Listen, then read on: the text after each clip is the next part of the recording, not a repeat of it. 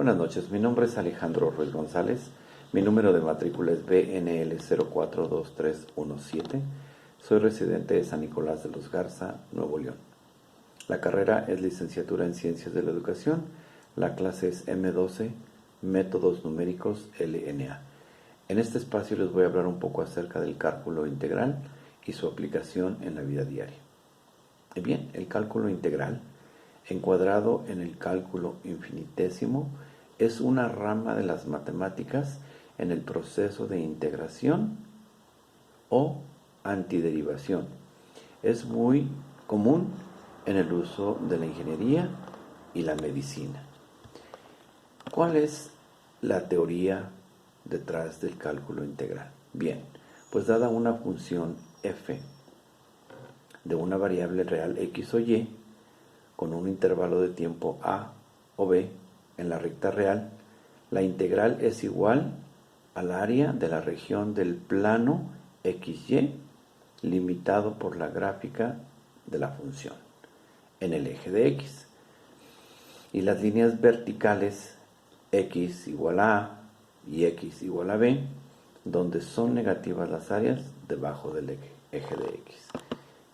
Y bien, en este espacio les voy a hablar acerca de un caso que tuvimos en el colegio donde yo trabajo.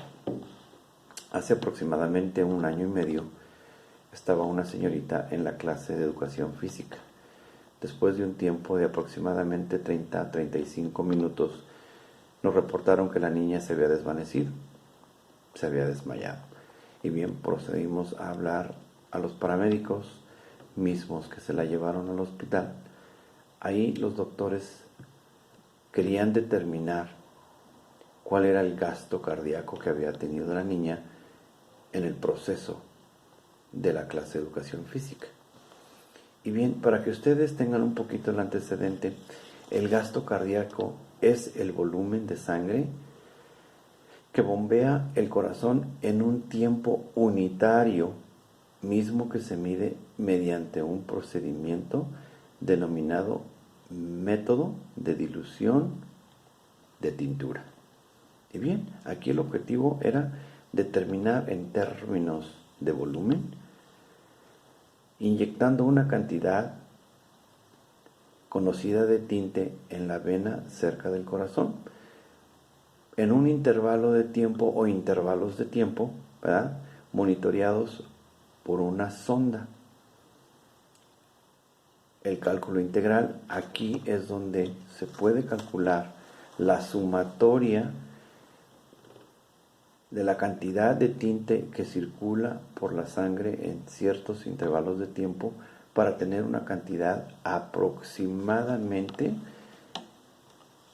del volumen de tinte, llegando así a obtener la cantidad total real de esta tintura como una integral definida.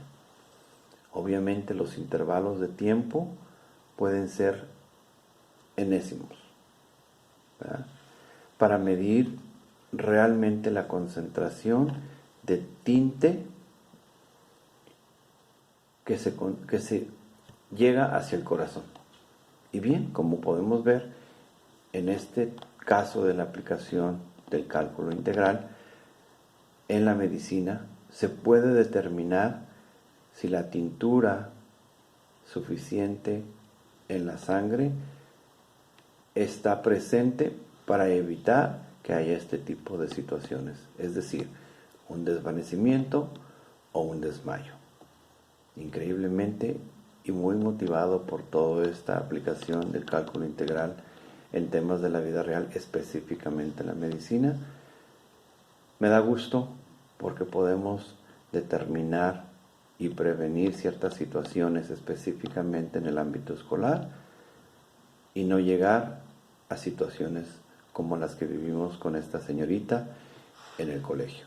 Los invito a todos a que se enfoquen un poco más en lo que es la aplicación del cálculo integral como una rama de las matemáticas en temas de ingeniería y en temas de medicina.